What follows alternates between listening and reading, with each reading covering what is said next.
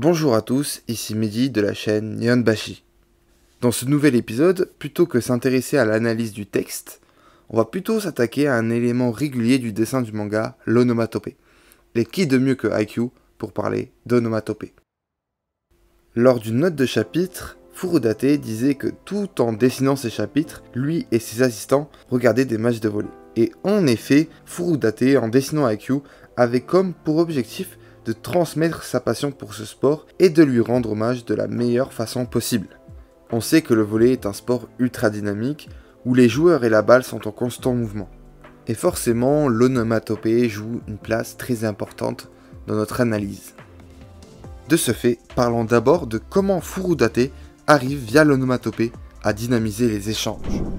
Donc, le premier objectif de Furudate, c'est d'abord de retranscrire le côté hyper dynamique du volley en dessin. Pour ces échanges, le caractère de l'onomatopée est très intéressant, parce qu'elle permet de surenchérir la force du saut d'Hinata par exemple, ou la force du smash d'Ushijima, la vitesse des courses, etc. Ça embellit l'action et lui donne plus d'énergie.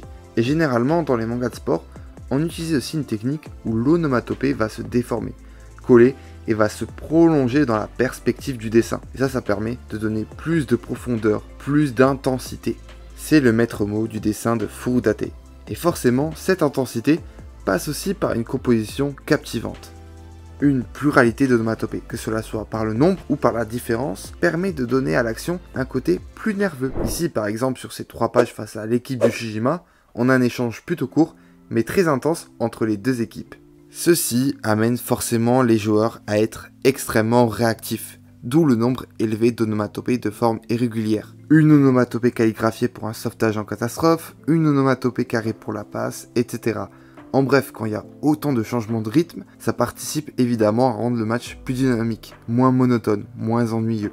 On voit aussi régulièrement des onomatopées qui séparent plusieurs cases.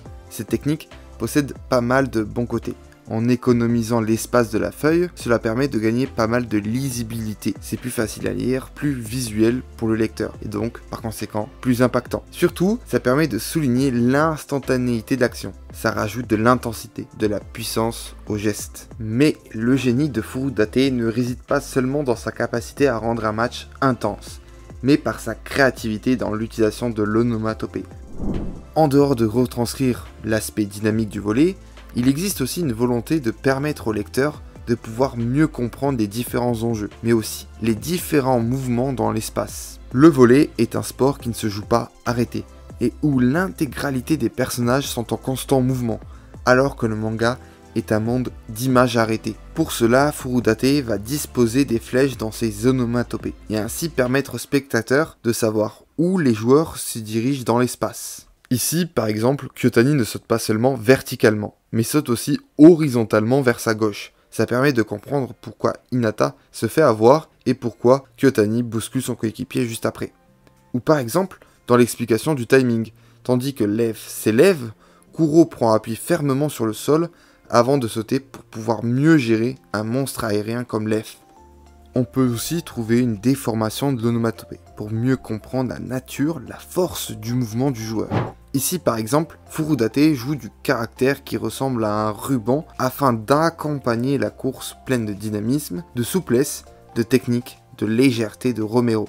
Et il l'étale dans le temps en s'intéressant à chaque mouvement de Romero, mais aussi en prolongeant l'onomatopée.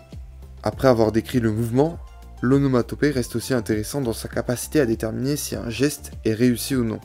Voici une première réception d'Hinata. Concentrons-nous sur la première case où l'on voit une onomatopée qui va traverser 3 cases. La première chose que l'on remarque, c'est d'abord qu'Hinata a l'air de regarder l'onomatopée. Ensuite, on voit que cette onomatopée se pose sur les bras d'Hinata. Là, on insiste sur la lourdeur, la puissance du smash. On pourrait même rajouter que l'onomatopée vient déséquilibrer volontairement Hinata. Mais c'est cette troisième case qui est fascinante. Le lecteur a du mal à savoir où se situe la balle.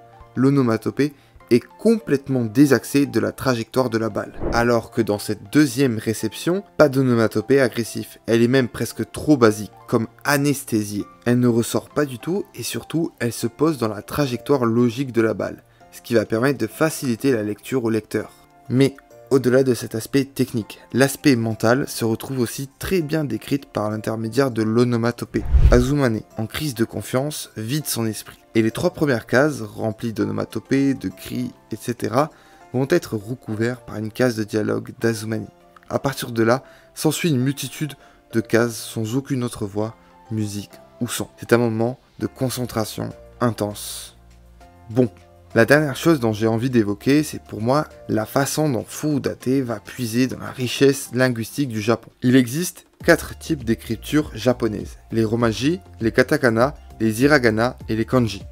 Chaque écriture a ses propres qualités, et ça Furudate le sait très bien. Dans le match Karasuno contre Inarizaki, la dimension des fans s'ajoute au match. La fanfare va produire des onomatopées en katakana, et les fans de Karasuno vont produire, eux, des sons en hiragana. Cette scène est particulièrement démonstrative de ce phénomène. Les hiragana produits entourent et protègent Hinata des katakana. Mais pourquoi katakana et hiragana? Les katakana sont employés pour les mots d'origine étrangère et représentent généralement des mots plus bruts, plus forts. Les hiragana sont utilisés dans un décor natif et sont généralement des sons plus doux, d'où son utilisation dans le geste de Romero. Donc la fanfare de Karasuno protège Hinata de la pression, entre guillemets, étrangère d'Inarizaki. Cette utilisation linguistique, elle n'est pas forcément nouvelle. L'habitant de l'infini utilise par exemple les kanji pour pouvoir signifier les tranchants des lames. Je vous conseille vraiment de suivre ce match en manga parce que c'est d'une richesse sans nom en termes d'onomatopée et d'utilisation. Bref, ce qu'il faut retenir, c'est que le manga de volley, et plus globalement le manga de sport, amène une série de problématiques dans un média à l'espace restreint et arrêté. Comment créer du dynamisme? Comment émettre un maximum d'informations possibles? Comment faciliter la lecture du lecteur? Bien que Furudate utilise le découpage des cases, le cadrage, l'angle de vue, le style de dessin, etc., l'onomatopée reste un de ses éléments favoris et dont il est le plus fier. Et Haikyuu représente un de ses laboratoires. Et si le lecteur peut parfois l'oublier, l'onomatopée reste néanmoins omniprésent et important dans la lecture qu'on fait d'un manga. Merci de m'avoir écouté jusqu'au bout, j'espère que cet épisode vous a plu, et je vous dis à bientôt pour un nouvel épisode.